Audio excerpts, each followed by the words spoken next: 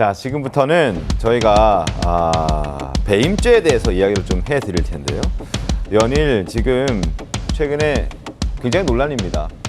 그리고 코스피 급등을 지금 이끌고 있는 삼성전자 역시 이재용 회장 역시 배임죄 때문에 상당히 골머리를 앓기도 했었는데, 자, 그리고 더 놀라운 것은 이건희 회장 그리고 이재용 회장까지 대를 이어서 삼성이 배임죄에 발목이 잡히면서 고전에 또 부침도 많았다는 이야기도 나오고 있습니다. 먼저 두 부자의 과거 목소리부터 들어보겠습니다.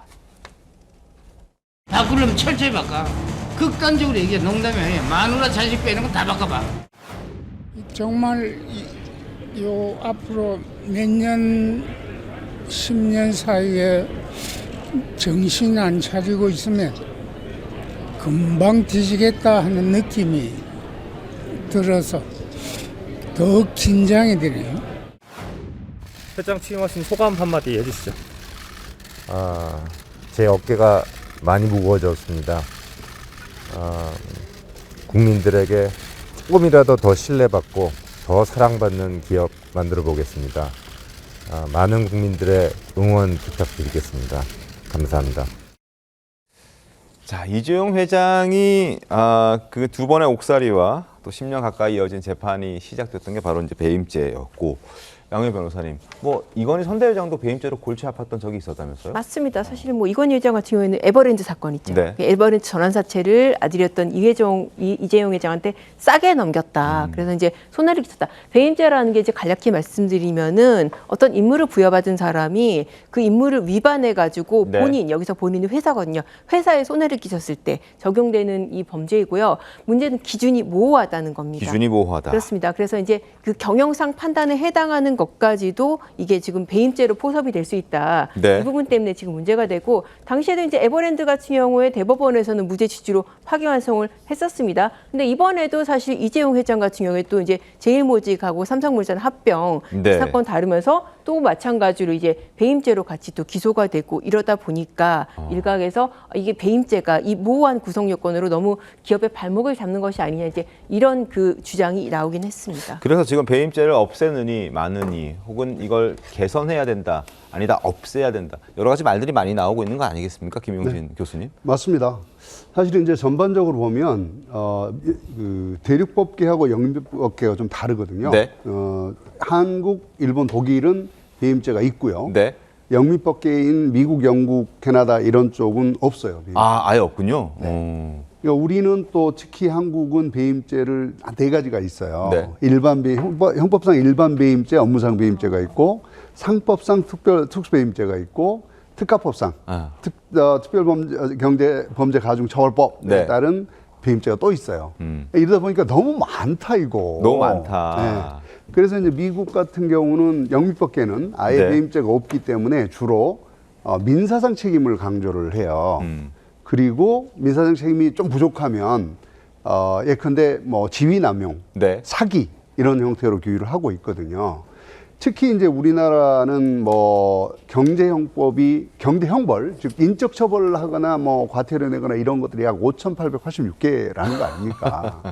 그러니까 경제하기 참 힘든 나라다. 네. 그래서 이번에 이제 배임죄를 없애자고 하는 논의는 오래됐지만 실제로 진행되는 거는 이제 처음이라서 한번은 해봐야 되는 거 아닌가 이런 생각도 하고 있습니다. 자, 이게 지금 논란이 되고 있는 것은 그동안 지금의 야당은 배임죄를 그동안 좀 없애자라는 입장이었고, 그렇죠. 지금의 여당은 배임죄에 대해서는 굉장히 있어야 된다라는 입장이었는데, 이게 공수가 바뀐 겁니다. 근데 왜 바뀌었을까라는 부분에 이제 논란이 붙었고, 지금은 더불어민주당이 아예 이건 개선이 아니라 아예 그 형 죄를 없애야 된다라는 입장이고, 국민의힘은 아니다, 이건 그럴 수 없다라는 입장으로 지금 부딪히고 있는 건데, 이재명 대통령과 관련됐다라는 주장을 국민의힘에서는 하고 있습니다.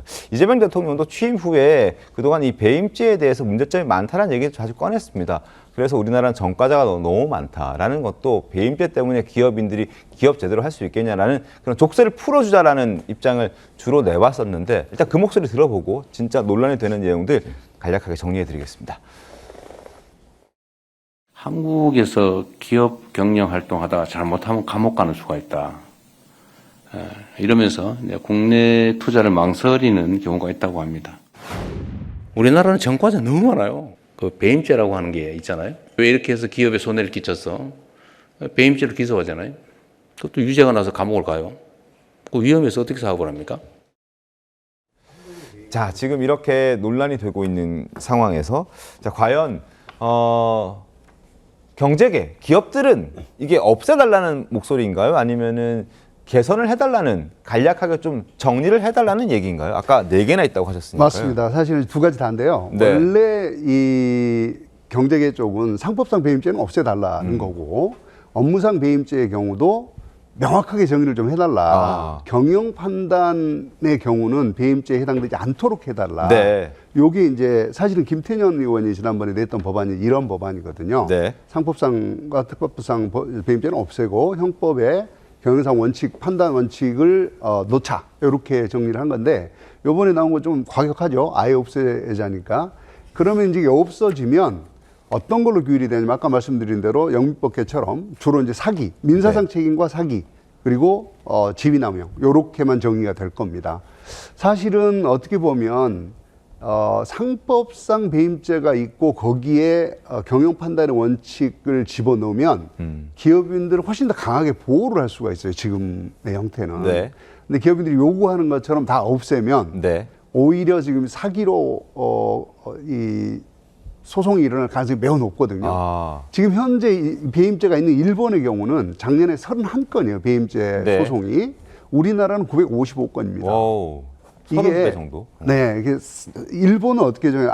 아주 중요한 문제인 경우, 고의가 있는 경우만 배임죄로 규율을 합니다. 근데 우리는 거의 모든 걸 다 배임죄로 하고, 과거에 이제 기업인들 잡을 때, 권력기관들이 기업인들을 잡을 때 무조건 배임죄를 걸어요. 이거 안 걸릴 수가 없거든요. 네. 어떤 경영 판단에서 잘못이, 결과적 책임이기 때문에 잘못이 있을 수 있다. 그런데 그걸 걸면 안 걸릴 방법이 없잖아요.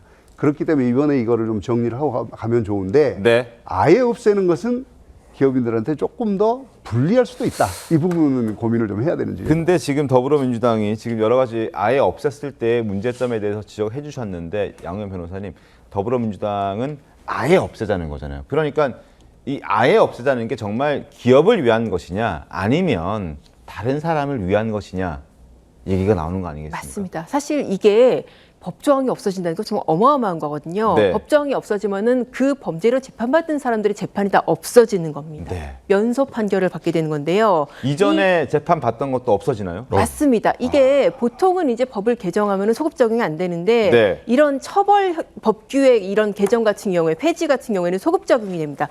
그래서 다른 사람이 아니라 이재명 대통령의 재판이 없어지는 그런 효과를 노린 것이 아니냐라는 이제 지금 국민의힘 쪽에서 그런 주장이 나오는 거죠. 네. 재판이 5개인데 그 중에서 3개가 배임죄가 걸려 있습니다. 네. 일단 경기도 법인카드 이용 혐의, 그리고 대장동 같은 경우에도 민간업자들한테 특혜를 주고 성남시 공사에는 손해를 끼쳤다. 백현동도 용도 변경으로 시에 손해를 끼쳤다. 네. 이런 혐의로 다 배임죄로 규율이 되기 때문에 만약에 이 조항이 없어지면은 재판 세계가 날아가는 그런 효과를 기대한 것이 아니냐라는 아하. 비판이 지금 나오는 것이죠. 김선 대표 어떻게 보셨습니까? 그렇습니다. 지금 이제 민주당 입장에서는 국회에서 계속 이제 입법 권력의 우위를 가지고 네. 노란봉투법이라든지 상법 그리고 중대재해처벌법 이런 걸 통해서 계속 기업 옥죄기를 강화하고 있거든요. 네. 그런 측면에서 어느 날 뜬금없이 배임죄를 날려버리겠다. 누가 봐도 이건 특정인의 면소 판결을, 면소 결정을 위한 어떤 그런 사전 정지 작업으로 충분하게 볼 수 있습니다. 알겠습니다. 만일 배임죄가 없어진다면 1호 수혜자는 누가 되겠습니까?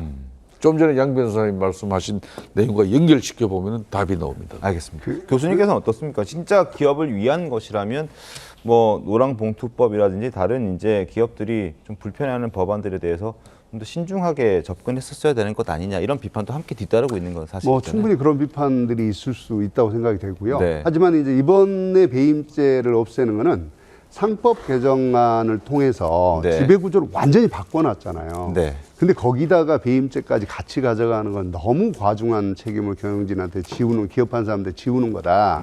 그런 차원에서 이 배임죄를 없애는 것은 굉장히 설득력을 갖고 있고요. 타당하다라고 보이는데, 말씀드린 이제 그런 오해들을 어떻게 피할 것인지가 사실 민주당과 정부가 갖고 있는 과제다라고 볼 수 있겠습니다. 그래서 알겠습니다.